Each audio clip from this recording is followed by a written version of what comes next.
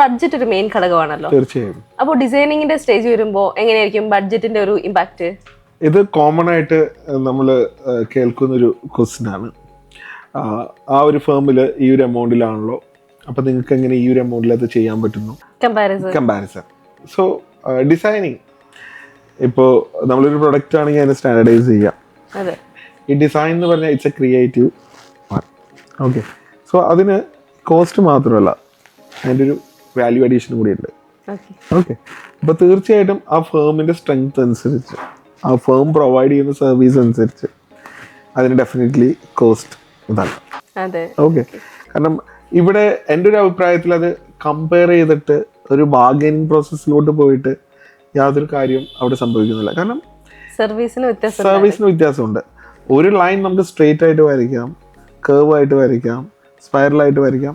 അത് എങ്ങനെ വരയ്ക്കണം, ഏത് രീതിയിൽ വരച്ചു കഴിഞ്ഞാൽ അവിടെ ഭംഗി കിട്ടും. സോ എന്താണ് ആ ക്ലയൻറ്റിൻ്റെ റിക്വയർമെൻറ്റിൽ ഏതൊരു പാറ്റേണിലോട്ട് കൊണ്ടുപോകണം.